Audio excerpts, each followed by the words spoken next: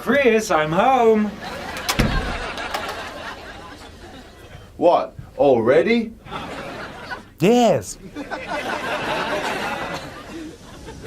Is it my imagination or is what culture getting worse? It's about the same. Look out, Chris! I love this channel.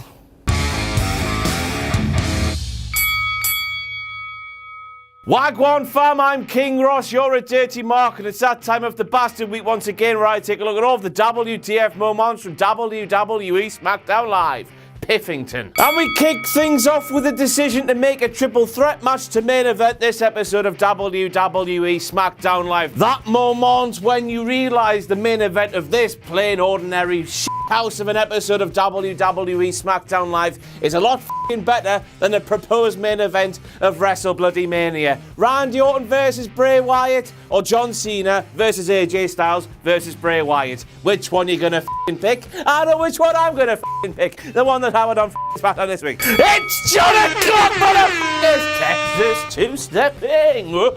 It's the moment where John claimed the entire tag team locker room from WWE SmackDown Live came out to challenge American Alpha at Elimination Chamber. Now, technically, I know this is correct because American Alpha did challenge the entire locker room. The entire locker room came out and took part in this match. But the second JBL claimed American Alpha overcame the entire locker room is the WTF moment I've been looking for. Of course, as we all know, to retain their tag team championships, American Alpha only had to beat the Ascension and the Usos. They didn't even get in the ring with Breezango, Rhino and bloody Slater.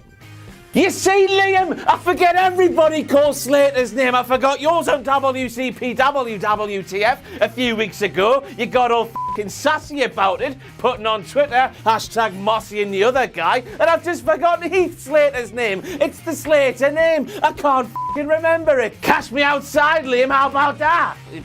Aye. So Liam, if you're watching, go on Twitter now, quote this video and put hashtag Rhino and the other guy. Since that seems to tickle your pickle, They didn't even get in the ring with Rhino and Slater, Breezango, or the Vaudevillains. They didn't. Technicalities, John O'Clocks. Yeah. Next we have Connor from the... Who the f*** are you? You got any change? No, I f***ing haven't. Get the f*** out of here. Connor from the Ascension does not know the rules of tag team matches, for he tagged himself into the bastard ring while stood directly in the middle of the apron. His hand was nowhere near the tag rope, as we all know. For a legal tag to take place, you have to be holding the bastard tag rope. Now, as we all know, after this episode of WWE SmackDown Live took place, the Ascension and Heath... Heath... Slater. F***ing Slater. Heath Slater. They were robbed when they were inside of a car. And for me, karma works. So the fact that Connor didn't hold the tag rope to tag himself in means their robbing was deserved. I'm a c***. Carmella does not have a f***ing Scooby-Doo what's happening no less than 10 minutes after James Ellsworth to keep their relationship professional. He's in the ring going, I'm her only boo, and she's my special friend, insinuating that they're a couple. Special girlfriend, boo, that's what couples do. As well as that, and this as well, because it's 2017. Whoa, sick guy, all welcome in the inn. The nativity, there's no room at the inn. There's all sorts of room at my inn if you do that or that or that. Hey! Celebrate your sexuality! Next we have Tom Phillips, who claimed that backstage brawl between Natalya and Nikki Bella. You're the one where Nikki Bella ended up like that. Like we all have after a sesh one or two. After a sesh one or two. After a sesh one or two. After a sesh one or two. After a sesh one or two. How's it?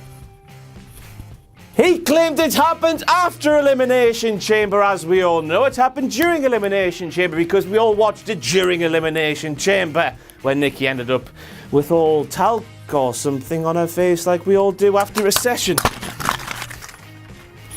So since Tom thought this brawl took place after Elimination Chamber, even though it clearly took place during Elimination Chamber, we can only assume that Tom was bashing the toot during this time, so he's all fuzzy and f***ed up and didn't know what the f*** was going on. Tootspiracy!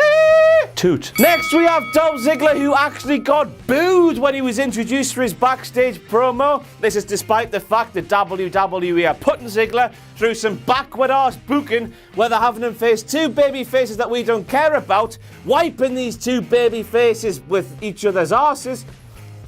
What? Kicking the shit out of these two baby faces, which is resulting in bigger baby face pops than he's had in the last 3 years, arguably, when he was supposed to be a baby face. Heel, baby face pops. Face, no reaction at all. Backwards booking, but he got booed, which is the WTF moment here when he was getting cheered at Elimination Chamber. He's out the double. It's John O'Clock once again. This time we have John, who asked what Naomi is going to do. He got no response from his colleagues at the tablet. Then John replied to this awkward silence. I know my commentary is good, but I've got you all spellbound.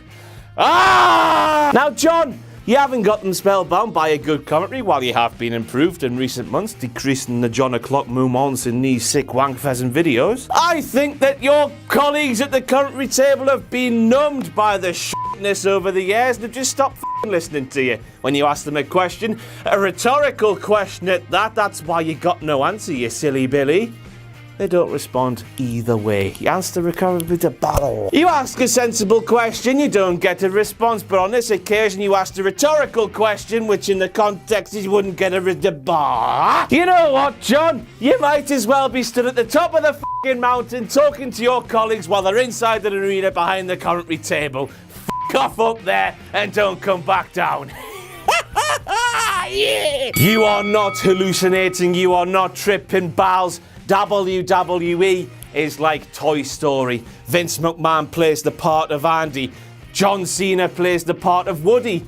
Roman Reigns plays the part of Buzz. We've seen John Cena pinned clean 2 times in the last 48 hours from SmackDown Live to Elimination Chamber. This, my friends, is f***ing unbelievable. Imagine in years gone by, even fathoming the thought that John Cena could be pinned clean twice in consecutive-ish nights. There's a gap in the middle, I know, but 2 shows, 2 clean pinfalls. WTF! The link to Toy Story comes from the fact that Roman Reigns, who's playing the part of Buzz Lightyear on this occasion, is the new shiny thing, and John's the old decrepit toy that's been around for many years. But Andy, played by Vince, doesn't give a shit about him anymore, so he's just cast him aside, have him lose all the time. Roman, on the other hand, he wins all the time. I know you're seeing plot holes in this theory. I know Roman Reigns has lost a lot of matches recently, but the difference between he and Buzz Lightyear, who he's playing in this little scenario, is that Buzz Lightyear can get high without the use of recreational drugs. Yes! Of course, this is allegedly Roman Reigns got suspended for the drug thing. Maybe, allegedly, the internet read it. While Buzz, as we all know, is a man space cadet thing who can fall in style from high things. A yacht high to fall. F off. I think I'm tripping balls. I'm tripping balls. A f***ing hobo walked in here before, did he? I don't f***ing know. Jesus Christ, I need a break. And we end with a King Ross sign, which isn't really a WTF moment. I get them every f***ing week. Look at the size of my balls. Wank pheasant. But that's it, though. That's it for your WTF moments from WWE SmackDown Live. Bye.